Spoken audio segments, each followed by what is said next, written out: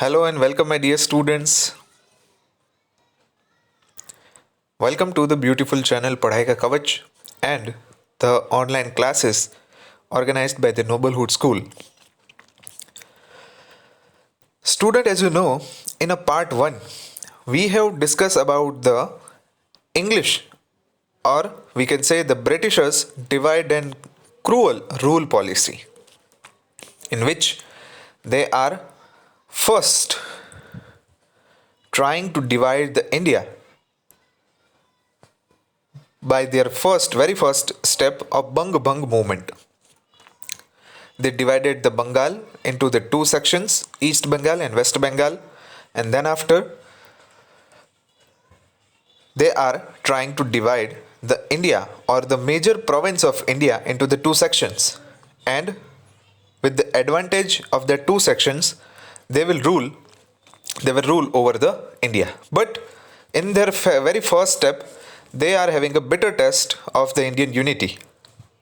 People united and started the boycott and the indigenous movements, in which the people started to obtain or to choose the Indian goods or the Swadeshi goods which is made in India and boycott the foreign products. So, as a result of this, the English Parliament, Britain Parliament, passed a law in the Parliament that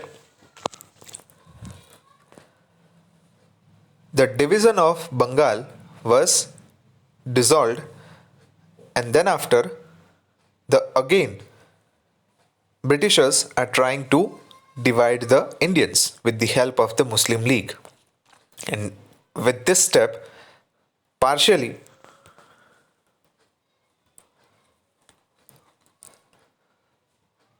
successful in convincing a group of Muslim that they must form a Muslim organization to demand for separate voting rights and separate voting centers.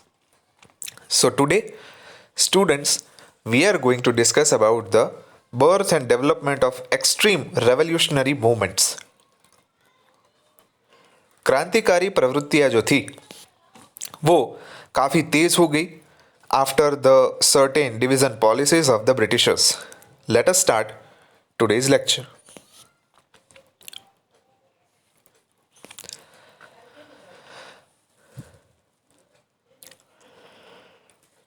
The revolutionary activity in India was started by Vasudev Badwant Phadke.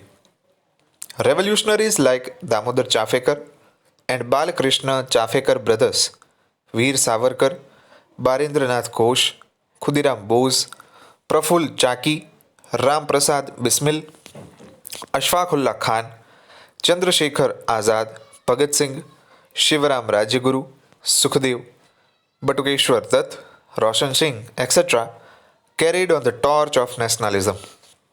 These are the name of the persons who are giving birth to the extreme revolutionary movement. So, this fierce revolutionary movement began in India and spread in the other countries as well. The circumstances in its background were the cancellation of the partition of Bengal. Student, the main reason of this fierce revolutionary movement, जो क्रांतिकारी प्रवृत्तियां हुई कि जिसके अंतर्गत भगत सिंह, सुखदेव और वासुदेव बड़वंत फड़के जैसे लोगों ने खुले में आके विरोध किया अंग्रेजों का, तभी से ये मूवमेंट चालू हुई.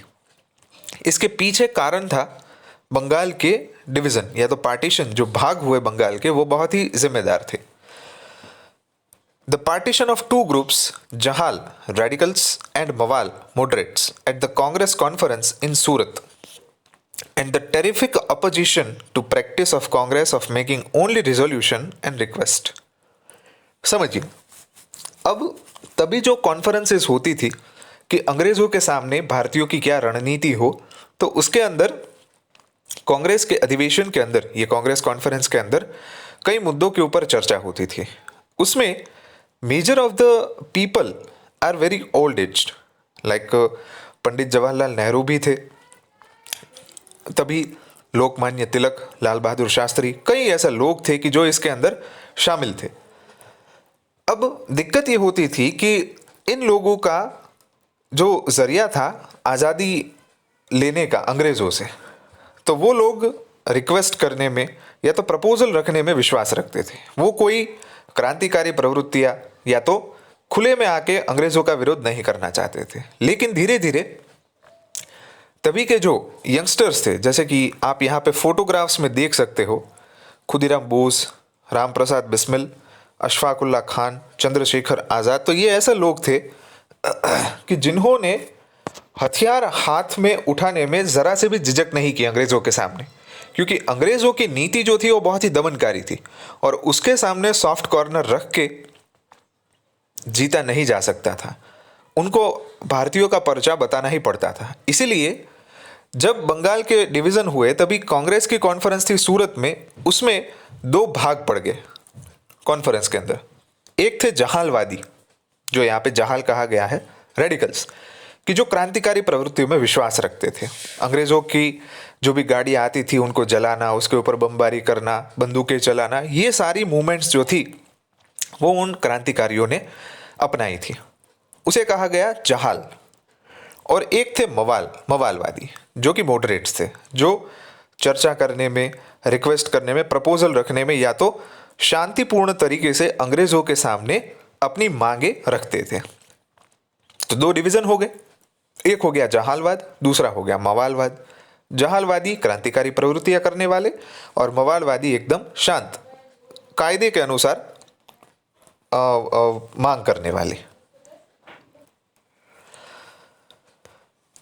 Lal, Bal and Pal trio adopted the radical attitude which brought new life in the young Indian activist. अभी जो भी यंग ब्लड्स थे, नौजवान लोग थे, उनको ये शांतिपूर्ण तरीका अच्छा नहीं लगा कि भाई अंग्रेज़ आपके ऊपर लाठी बरसाए, अंग्रेज़ आपके ऊपर दमन करे और आप उनके सामने शांतिपूर्ण तरीके से विरोध करो, ये कैसे मुनासिब होगा। तो उन लोगों ने, जो नए यंग इंडियन एक्टिविस्ट थे, उनके लिए राम प्रसाद बिस्मिल, चंद्रशेखर आज़ाद, खुदीराम बोस, ये सारे आइडियल हो गए कि जो फियर्स रेवोल्यूशनरी मूवमेंट्स के जन्मदाता थे। The lethargic policies of the Indian National Congress got a solid new turn, कि जो एक नीति थी उसमें बदलाव आया कांग्रेस की।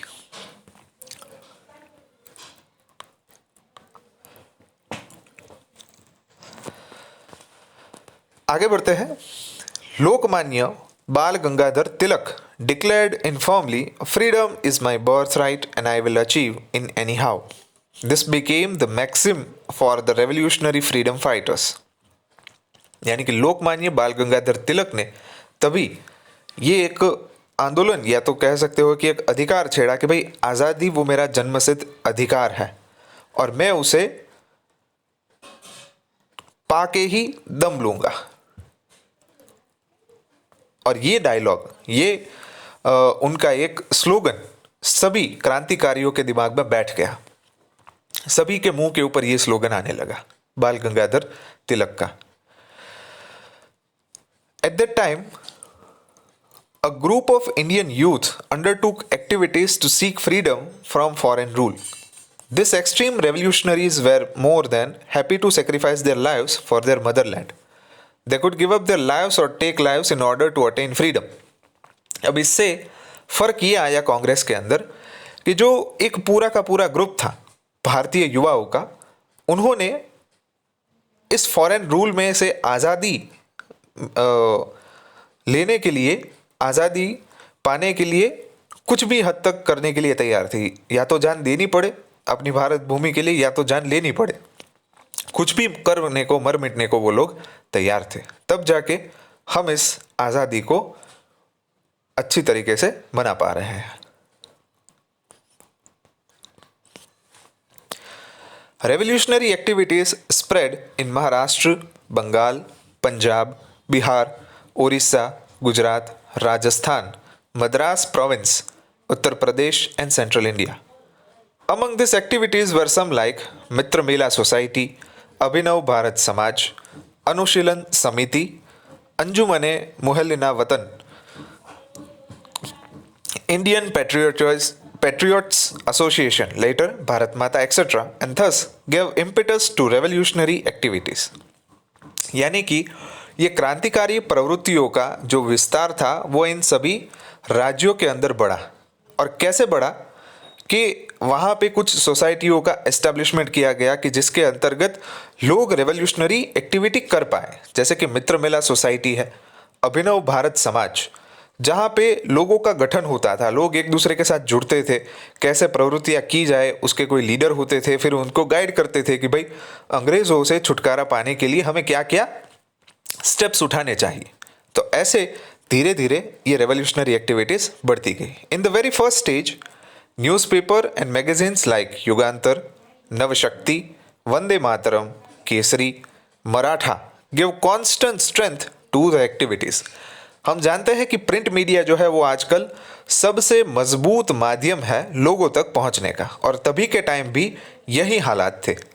About 34 revolutionaries were prosecuted in the Alipur massacre.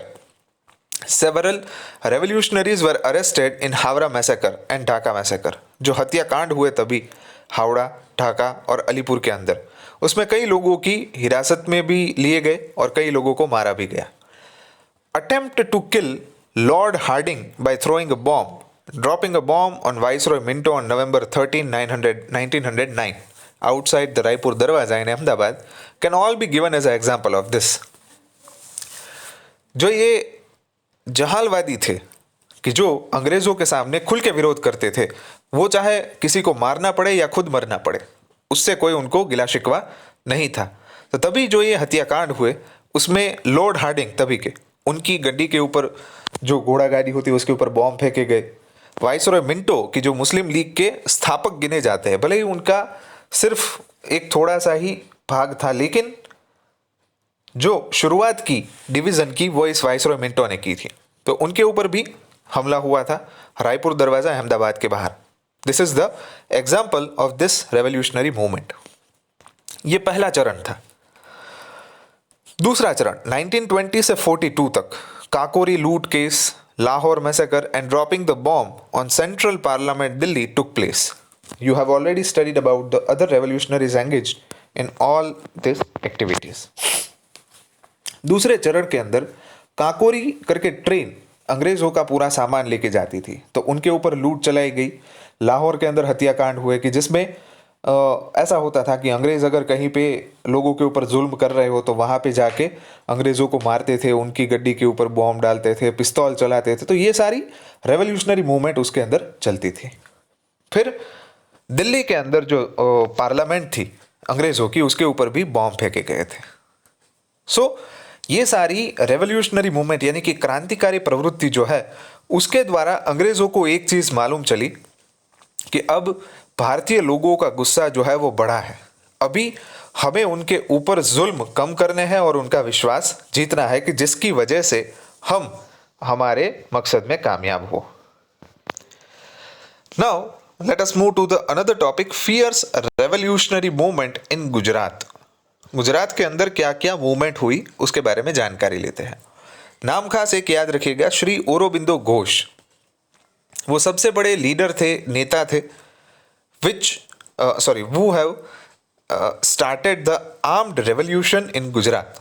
यानी कि सशस्त्र जो भी क्रांतिकारी प्रवृत्तियां थी कि जिसके अंदर तलवार, लकड़ियाँ, पिस्तौल, बंदूकें, बॉम्ब, ये सारी चीज़ों के द्वारा अंग्रेज़ों का विरोध करना, उसके ऊपर हमले करना। तो इसका सबसे बड़ा अगर कोई किसी को श्रेय मिलना चाहिए तो औरोबिंदो घोष को। But he remain behind the curtain, लेकिन वो पर्दे के पीछे रहे, कहीं पे सामने नहीं आए। His brother Barindra Kumar Ghosh always remained in the forefront. उन्होंने अपने भाई को आगे किया, खुद पूरी योजना बनाते थे, लेकिन जो उनके भाई थे बारिंद्र कुमार घोष, वो पूरी नेतागिरी लेते थे कहीं पर भी हमला करना हो तो। He arrived in Gujarat and moved towards the southern part. Here he met Chhotu Bhai and Shri Ambu भाई पुराण, very able companions. Sakariya Swami met him on the banks of Narmada. This Swami was associated with Queen of Jhansi at the time of revolt in 1857. जो स्वातंत्र्य संग्राम हुआ 1857 का, उसमें झांसी की रानी लक्ष्मीबाई के साथ ये साकरिया स्वामी जुड़े हुए थे। तो वो इन बारिंद्र कुमार घोष और औरोबिंदो घोष को मिले कि जो उनको गुजरात में सपोर्ट कर सके। Barindra Kumar involve some of the middle class youth from Vadodara, Charotar region, Kheda, Ahmedabad, Mehsana in the revolution. Just a second.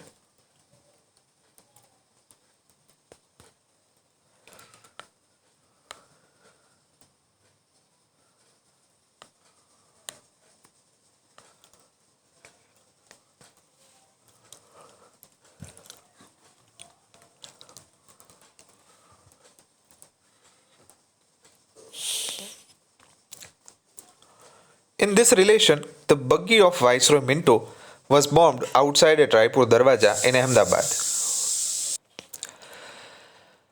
As I told you, student, that this type of attempt are done frequently in the history by this fierce revolutionary activist. So, the Viceroy Minto is a victim of this kind of movement. Shri Aurobindo Ghosh described the scheme for revolution in his book named Bhavani Mandir. It was also translated into Gujarati and published in the journal Dakshina. Beside this, booklets with titles like Deshi Vanaspati Davao, Nahwana Sabu Banavani Reet, Kasrat, Gulabno Kisso, Kaidano Sangrah, etc. were published in order to spread the thoughts of revolution so that Britishers won't understand. अब लोगों तक पहुंचना है तो उसके लिए उनको बताना भी पड़ता है कि भाई किस तरीके से हम राष्ट्रवादी जो ये क्रांतिकारी प्रवृत्ति कर रहे हैं उसकी योजना बनाएंगे, किस तरीके से हम आगे बढ़ेंगे। तो इसलिए औरोबिंदो घोष ने एक योजना सोची कि जिसमें बुक पब्लिश करते थे और बुक के अंदर ये सारी योजनाएं लिखी हुई होती थी। जैसे कि भवानी मंदिर करके बुक है, હવે કોઈ એને બુકને વાંચે અંગ્રેજ તો એને એમ લાગે કે આ મંદિરની કોઈ બુક છે। જેવી રીતે હું ગુજરાતીમાં અત્યારે તમને કહું છું કે ભવાની મંદિર બુક હોય તો તમને શું લાગે કે આ કોઈ મંદિરને લગતી બુક છે કે જેમાં મંદિરનો ઇતિહાસ લખેલો હશે, એના વિશેની લોકવાર્તાઓ લખેલી હશે, ક્યાં આવેલું છે લખેલું હશે। But actually this kind of information is not there in the book. The real content of this book is the scheme for the revolution movement. इसके अलावा और कहीं भी बुक पब्लिश हुई गुजरात के अंदर ताकि गुजरात के लोगों को मालूम चले कि किस तरीके से क्रांतिकारी प्रवृत्ति करनी है। હવે એ બુકના નામ તમે જુઓ તો કેવા હોય, દેશી વનસ્પતિ દવાઓ, નાહવાના સાબુ બનાવવાની રીત, कसरत, गुलाबनो किस्सो, कायदानो संग्रह। मतलब इन सारी बुक्स का नाम जो है वो गुजराती में अर्थ कुछ और होता है इसका। જેમ કે દેશી વનસ્પતિ દવાઓ તો એની અંદર બોમ્બ બનાવવાની રીત લખેલી હોય, નાહવાના સાબુ બનાવવાની રીત તો એમાં પિસ્તોલ કેવી રીતના બનાવી એની રીત લખેલી હોય, કસરત એટલે કોઈ ઉપર બોમ્બ ફેંકવું હોય તો એના માટે શું યોજના બનાવી, શું હથિયાર જોશે, કેવી રીતે બચવું, બોમ્બ બનાવીને પછી ફેંકવો કઈ રીતે, કઈ કઈ વસ્તુઓનું ધ્યાન રાખવું, તો આ બધી બાબતો આ બુકની અંદર લખેલી હતી પરંતુ એના નામ જુદા હતા, જેથી કરીને બ્રિટિશરો અંગ્રેજી સિવાય બીજી કોઈ ભાષા સમજી શકતા નહીં. સો what the thing will happen, Britishers actually think that this is the book which contains the exercise steps, but in real sense the book contains the method to producing a bomb or a gun. Okay.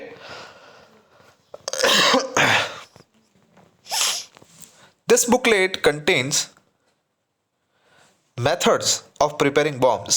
Ganganath Vidyalaya was established near Chandod, Karnali, where secret revolutionary activities were carried out. Many Gujarati youth joined these revolutionary activities against bomb. Stern action was taken by the government, but the fight did not stop, and finally, government realized that separation would not help the rule over India.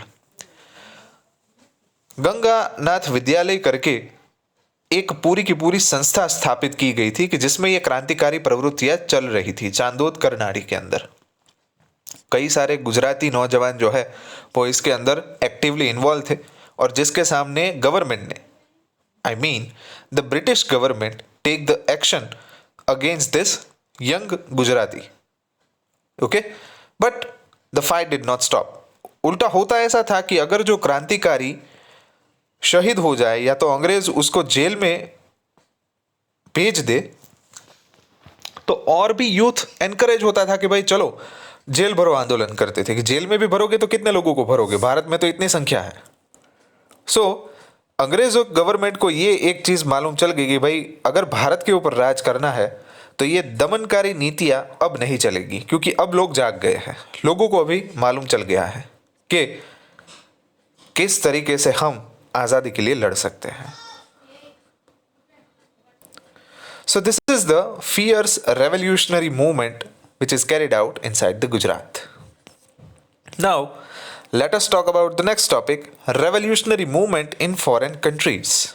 यानी कि भारत के बाहर भी foreign में भी क्रांतिकारी प्रवृत्तियां चल रही थी कि जहां से कुछ कुछ लोग ऐसे थे which will supply the necessary information or the important information regarding the weapon, regarding the policies, regarding the planning or strategy how to fight against the British.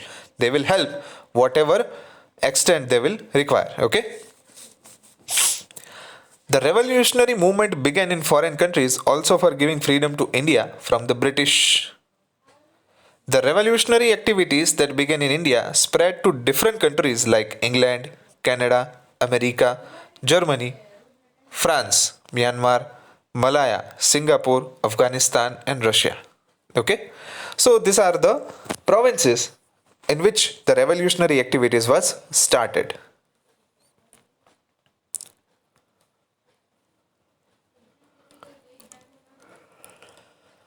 So now let us talk about the persons who had carried out the revolutionary activities in foreign countries. So these are the name like Shyamji Krishna Verma. यहाँ पे कच्छ के थे श्यामजी कृष्ण वर्मा, जिनका statue आज भी available है. मदनलाल ढींगरा, वीर सावरकर, लाला हरदयाल, उद्यम सिंह, राजा Mahendra Pratap, madam भिखाईजी कामा, सरदार सिंह राणा, मौलाना अब्दुल्ला, मौलाना बशीर, चंपक रमन पिलाई, Dr. Mathur Singh Khudabaksh were associated in this kind of activities. The revolutionary activities in the countries gave impetus to the revolutionary activities in India. Pistols were being secretly sent to India from England along with the beddings of cooks. मतलब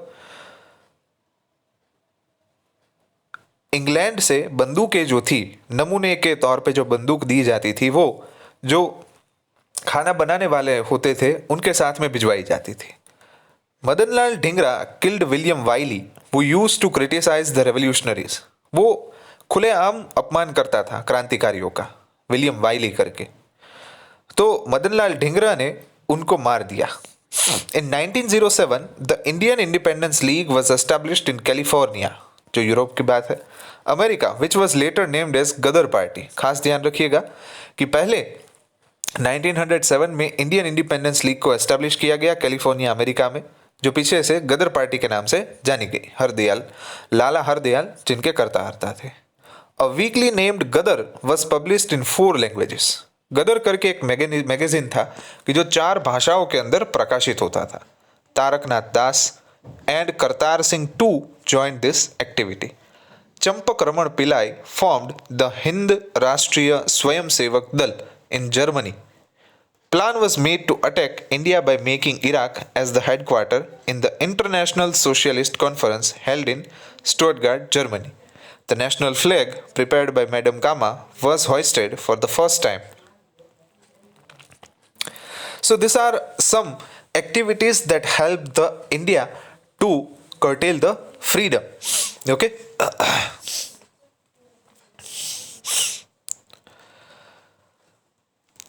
Raja Mahendra Pratap formed the provisional independent government under Rashtra Pramukh in Afghanistan, in which Barkatullah, Abidullah, Maulana Bashir, Samsher Singh, Dr. Mathur Singh etc. joined. Afghanistan के अंदर राजा महेंद्र प्रताप ने पूरी एक स्वतंत्र सरकार बनाई, राष्ट्र प्रमुख की जो अफगानिस्तान के थे उनके साथ मिलके. This government made efforts to get help from Russia, Iran, Turkey etcetera.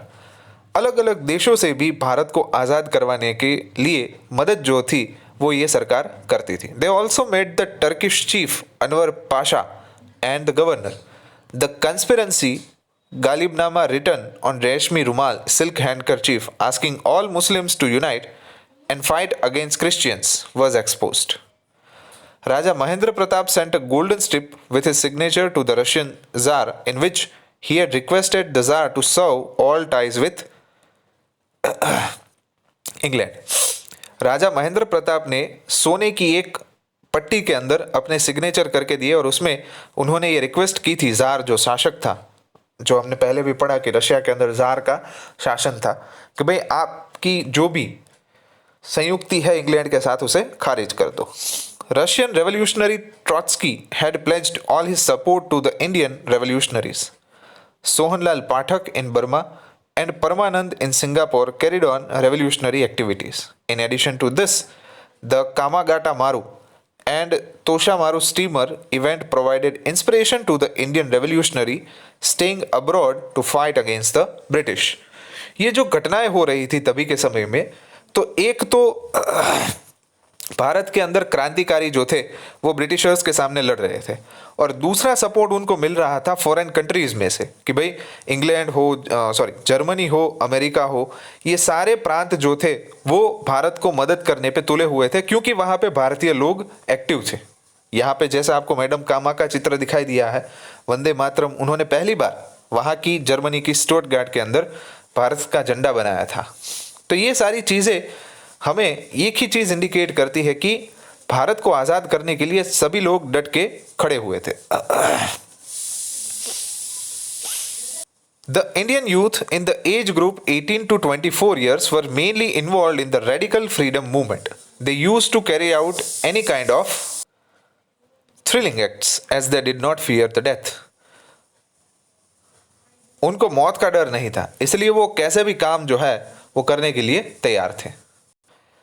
And when they caught, they readily embraced death, shouting slogans like Inqilab Zindabad and Vande Mataram for the purpose of freedom of their motherland.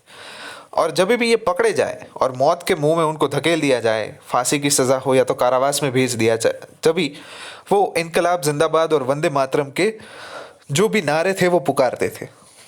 उनका हेतु एकमात्र यही था कि भारत भूमि को आज़ाद करना है। Their sacrifices would provide inspiration to the young generation for ages. इन सभी यंगस्टर्स के इन नारों ने तभी के युवाओं में इतना जोश भर दिया था कि हर एक युवा भारत राष्ट्र को आज़ाद करने के लिए मरने और मिटने के लिए तैयार था। तो ऐसे इस रेवोल्यूशनरी मूवमेंट का स्टार्टअप हुआ, ऐसे लोगों ने योगदान दिया, कई लोगों ने बलिदान भी दिए। तो ये था फियर्स रेवोल्यूशनरी मूवमेंट का पूरा लेक्चर। तो स्टूडेंट, यहाँ पे हम लेक्चर को ख़त्म करते हैं। नेक्स्ट लेक्चर में मॉर्लेमेंट और रिफॉर्म्स और गांधी जी की एंट्री होती है, हमारे सुपरमैन। ठीक है, चलिए तो मिलते हैं नेक्स्ट लेक्चर में, तब तक शुक्रिया, अलविदा।